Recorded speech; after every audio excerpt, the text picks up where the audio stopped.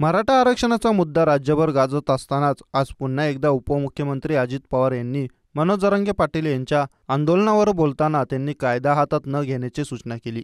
त्यावरून हा मुद्दा पुन्हा एकदा आता पेटण्याची शक्यता आहे। मनोज जरांगे पाटील यांनी मुंबईमध्ये उपोषण करण्याचा इशारा दिला आहे। मात्र त्यावर बोलताना अजित पवार म्हणाले की मुंबईला येताना जर कोणी कायदा हातात घेतला तर त्यांच्यावर कठोर कारवाई करण्यात येईल, असा थेट इशारा त्यांनी जरांगे पाटलांना दिला।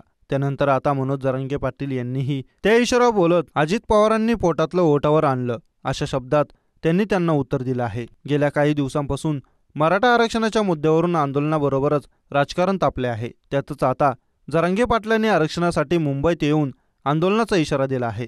त्यावरच आज अजित पवारांनी कार्यकर्त्यांच्या मेळाव्यात बोलताना सांगितले की मुंबईला येताना जर कोणी कायदा हातात घेतला तर त्यांच्यावर कठोर कारवाई करण्यात येईल। त्यावर बोलताना मनोज जरांगे पाटील यांनी बोलताना सांगितले की शेवटी अजित पवार यांनी पोटातलं ओठावर आणलंच असं म्हणत आम्ही मुंबईला जाण्यावर ठाम असल्याचेही त्यांनी सांगितले। तसेच जर कारवाई केली तर मराठा समाजात शांततेत अजित पवारांना उत्तर देण्यात येईल। अजित पवार हे अपघाताने सरकारमध्ये आलेले आहेत, त्यामुळे आम्ही त्यांना सरकार मानत नाही, असा टोलाही मनोज जरांगे पाटील यांनी अजित पवारांना लगावला आहे। मनोज जरांगे पाटील यांनी मुंबईच्या उपोषणाची घोषणा केल्यानंतर त्यांचा 6व्या टप्प्यातील दौरा सुरू झाला आहे। आज या दौऱ्याचा 4था दिवस आहे। जालना जिल्ह्यातील दौरा संपवून मनोज जरांगे पाटील आता बीड जिल्ह्यात दाखल झाले असून खामगावमध्ये त्यांच्या मोठ्या जल्लोषात स्वागतही करण्यात आले आहे। आज आणि उद्या मनोज जरांगे पाटील हे बीड जिल्ह्यातील गोदांकांच्या गावांमध्ये संपर्क दौरा करणार आहेत। उपमुख्यमंत्री अजित पवार यांनी जरांगे पाटील यांना आंदोलनावरून कायदा हातात न घेण्याचे आवाहन केल्यामुळे हा वाद आणखी पेटणार असल्याचे दिसत आहे।